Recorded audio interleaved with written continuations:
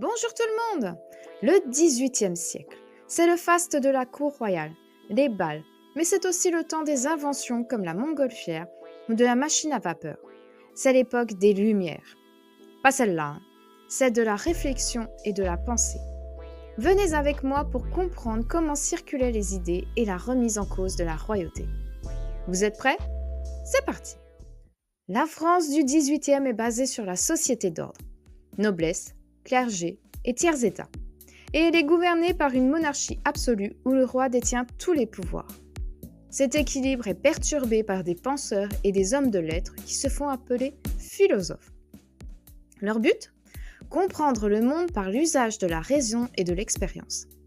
D'où le terme de lumière pour guider le peuple vers le progrès et le bonheur.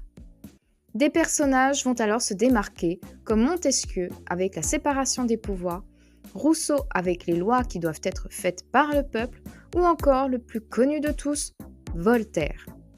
Leurs idées se répandent dans un premier temps chez les élites par les livres, les journaux et les salons.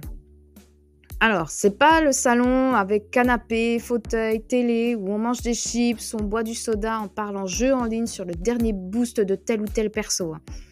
C'est plutôt clavecin au fond sonore, repas et conversation pour échanger des idées et se distraire. Dans un second temps, les idées gagnent la population grâce au bouche à oreille et à l'encyclopédie, l'ouvrage de Diderot et d'Alembert qui regroupe toutes les connaissances entre 1751 et 1772. Mais l'accès à la connaissance est mal vu, l'encyclopédie est censurée, donc interdite à la publication, et les philosophes doivent fuir. Voltaire part en Angleterre et Diderot en Russie où il rencontre l'impératrice Catherine II, qui n'est pas totalement sourde aux idées des Lumières comme Frédéric II. Ils font des réformes inspirées des Lumières mais renforcent leur pouvoir. Ce sont des despotes éclairés.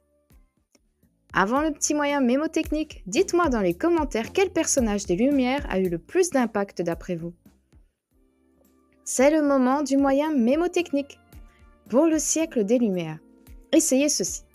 Lumière, L pour philosophe, U pour absolu, M pour monarchie, I pour encyclopédie, E pour despote éclairé, R pour censure, E pour société d'ordre et S pour salon. Voilà, cette vidéo est maintenant terminée et je vous dis à très bientôt pour un nouveau résumé.